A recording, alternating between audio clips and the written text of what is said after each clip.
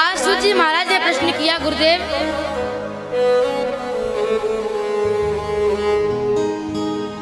आज सूत जी महाराज से प्रश्न किया, हे गुरुदेव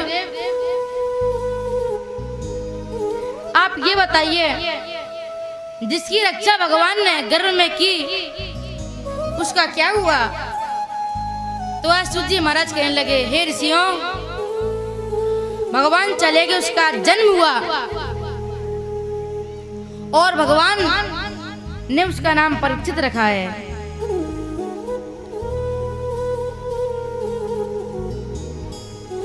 और आज पांडवों ने परीक्षित को, जब वे परीक्षित बड़े हो गए तो उनको आज राज्य सौंप दिया और वह चले गए। एक दिन राजा परीक्षित ने विचार किया कि मैं देखूं मेरी प्रजा में कोई दुखी तो नहीं है। तो आज जब वह अपनी उस प्रजा में नगर में भ्रमण करने के लिए गए तो उन्होंने क्या देखा? एक गाय है, एक बैल है और एक काला पुरुष है। बैल की आंखों में आंसू आ रहे हैं और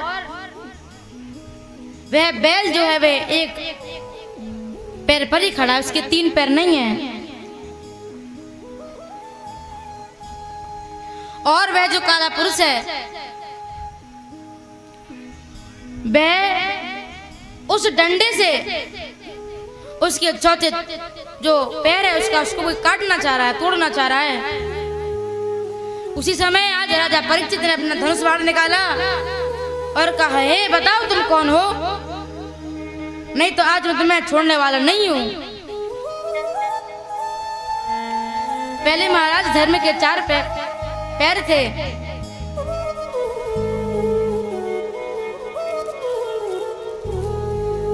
इसके बाद आज वह कलयुग जो है प्राण बचाने के लिए पूरे पृथ्वी मंडल पर गया, पर जो राजा परीक्षित थे वो चक्रवर्ती सम्राट है।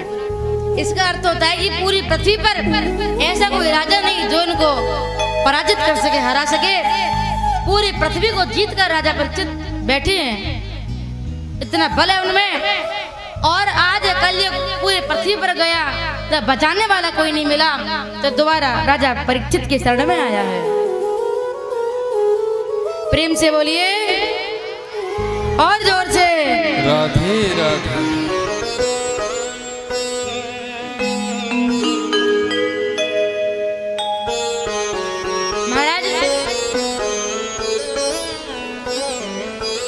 राजा परीक्षित जो हैं बड़े दयालु हैं। उन्होंने कहा, मैं तुमको क्षमा कर दूंगा पर तुम मेरे राज्य से निकल जाओ।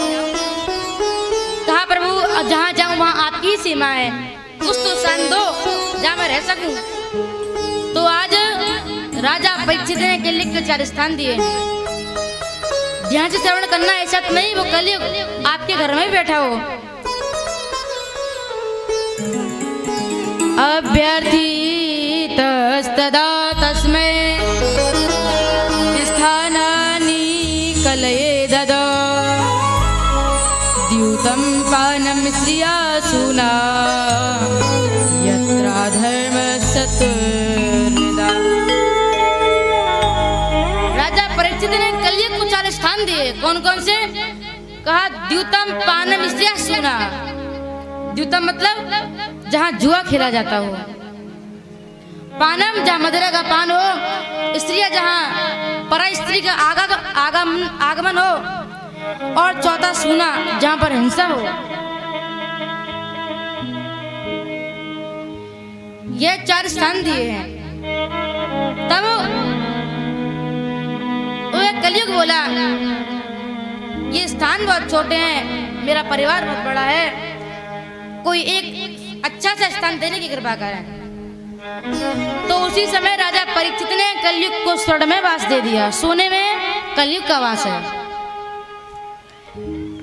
यहाँ पर राजा परीक्षित ने कलयुग को सोने में वास दिया तो स्वर्ण में कलयुग का वास है। इधर भगवान कहते हैं कि धातुओं में स्वर्ण में हूँ। जितनी भी सोना चांदी इत्यादि जितने भी उनमें सोना है भगवान है। धातु नाम अस्मिन कांचम धातु में सोना मैं हूं, तो कैसे पता लगाएं कि ये जो सोना है इसमें कलयुग का वास है या भगवान का? महाराज, पाप, अत्याचार, चोरी, किसी का बुरा करके जो कमाए हुआ धन का जो सोना है, वह तो महाराज उस सोने में कलयुग का वास है। और जो ईमानदारी से सेवा करके जो धन कमाया उससे जो सोना मिलता है, उस सोने में भगवान का वास है। बोलिए भक्तवत्सल भगवान की जय हो।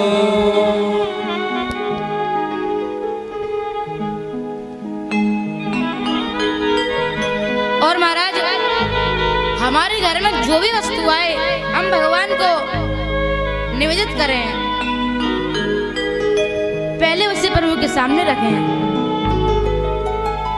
उससे क्या होता है? तो कहा उसमें जो रोग दोष है ये नहीं। कोई व्यक्ति चोरी करता हो, पाप करता हो और उसे कमाया हुआ धन का सोना, उसमें कलयुग का वास होता है। आप जो भी लाएं भगवान को अर्पित करें।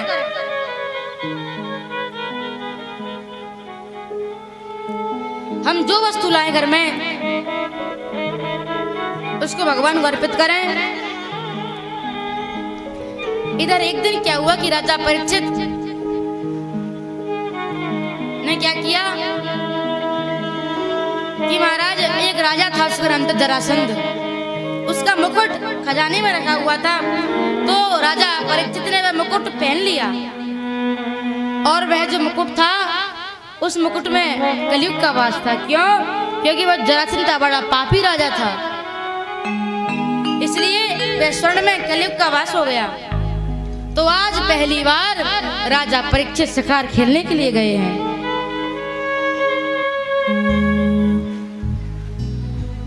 और जब वे शिकार खेलने गए, शिकार खेलते खेलते खेलते खेलते वे इतनी दूर निकल गए कि वो रास्ता भटक गए।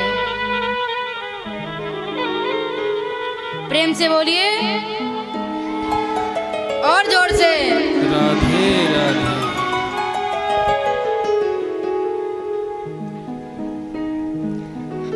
आज महाराज शिकार खेलते खेलते दूर निकल गए। उनको बहुत तेज भूख और प्यास लगी।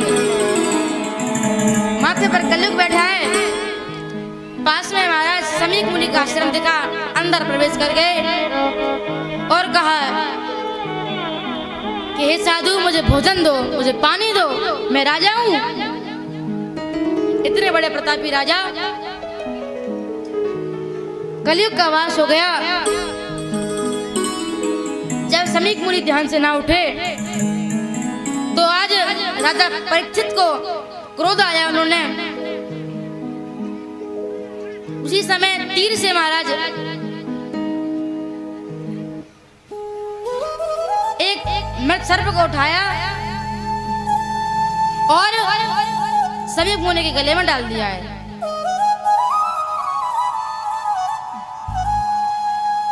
और वापस चले गए। इधर क्या हुआ कि किसी ने जाकर श्रृंगी ऋषि को बता दिया। श्रृंगी ऋषि कौन है? कहा ये समीक मुनि के पुत्र हैं। और श्रृंगी ऋषि को आया क्रोध। उन्होंने, महाराज वह नदी में स्नान कर रहे थे, तो आज उसी समय उनको आया क्रोध। उन्होंने हाथ में जल लिया और कहा इति लंघिति मर्यादं तक्षका सप्तमे हनि व्यंजत स्म कुलंगारं नोदितो मे तद्रुहम्।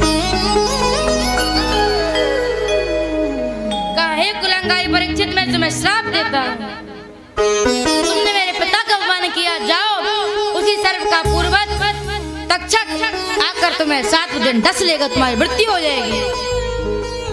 श्राप दे दिया। श्राप दे करके आए और आकर के पिता के सामने आकर रोने लगे हैं।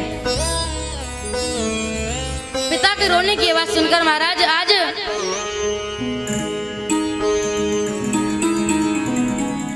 समीक मुनि का ध्यान टूटा और पूछा, पुत्र रो क्यों रहे हो? कहा पिताजी एक राजा आए थे, उन्होंने आपके गले में सर्प डाल दिया, सर्प को फेंका। कहा क्या नाम था? कहा परीक्षित। तुमने उनसे कुछ कहा तो नहीं? कहा उनसे कुछ नहीं कहा, मैंने उनको श्राप दे दिया, 7 दिन में उनकी मृत्यु हो जाएगी। कहा पुत्र ये तुमने अच्छा नहीं किया, इतने बड़े प्रतापी राजा, उनकी वजह से जंगल में हम इतने निर्भीक भगवान का भजन करते हैं। अब कम से कम उनको सूचना भिजवा दो, दासे वो अपनी मुक्ति का साधन ढूंढ लें।